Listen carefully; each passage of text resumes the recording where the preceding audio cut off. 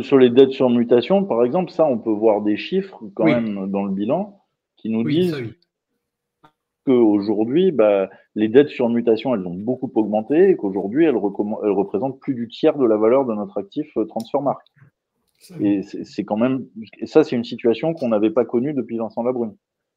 C'est quelque chose qui est très, très préoccupant. On n'avait pas été à ce point-là endetté pour payer des Renan Lodi, des Gerson et des Vitinha qu'on n'a même plus en stock depuis l'époque de Labrune.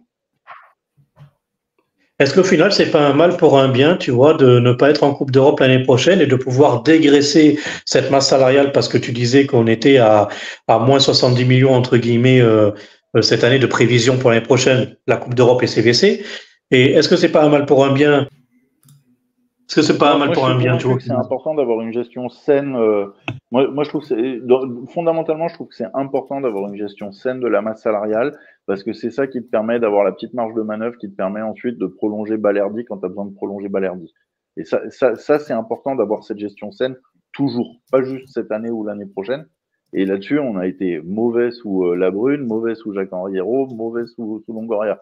Il n'y en a pas un pour rattraper l'autre. Il ne faut pas chercher. C'est pas tellement qu'il y en ait un qui a été bon.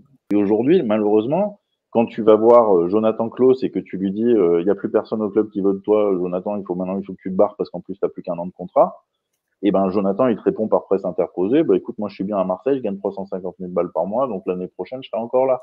Et tu vas voir Aubameyang, on t'annonce que Aubameyang, Longoria, il aimerait bien le faire partir, tu as une petite rumeur qui circule dans la presse, ça fait pas de pli, 2 semaines après, tu as une petite interview d'Aubameyang qui t'annonce ah ben tu sais quoi, moi finalement 700 000 balles par mois, ça me va pas mal, je resterai bien à Marseille.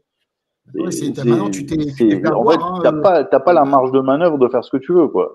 Moi, j'adore Non, mais Aubameyang, c'est hein, pas c'est ça, pas pour dire Pichado. que c'est que t'as Pichado, pas la marge on de a manœuvre de parlé. choisir les joueurs que tu vas faire partir, quoi.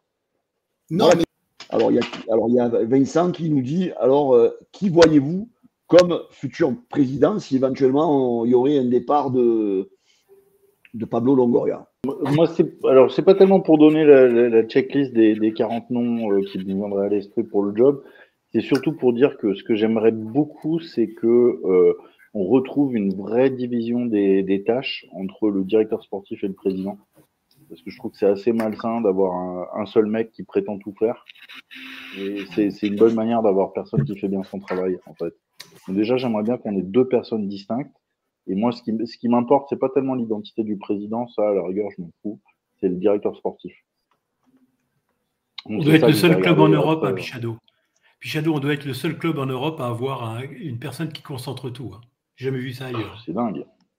C'est un truc qu'ils partent tout. Non. Historiquement, il y a un club et on a vu les résultats pourris que ça a donné. C'est Saint-Étienne. Quand Romeyer et son pote faisaient directeur sportif et même Kita avec Nantes. Il fait C'est ça, directeur c'est sportif Kita, ouais. et C'est le président. modèle Kita. Ouais, c'est le modèle Kita qu'on a, ouais. Exactement. Super, c'est le modèle Kita. Bon, à part que Kita, il est propriétaire. Non, mais l'exemple à suivre, quoi. Propriétaire. Parce que Kita est propriétaire, il fait ce qu'il veut de son argent. Voilà. Mais là, Longoria, c'est pas son fric. Et voilà. Si tu demandes aux fans de Nantes, je pense qu'ils te diront ce qu'ils en pensent de l'argent de Kita, quoi. Et comment il s'appelle l'associé de Romeyer, là? Comment il s'appelait déjà? Gayazo. Voilà. Et ben, c'est les mêmes, hein, et que les Jekyll. Ouais.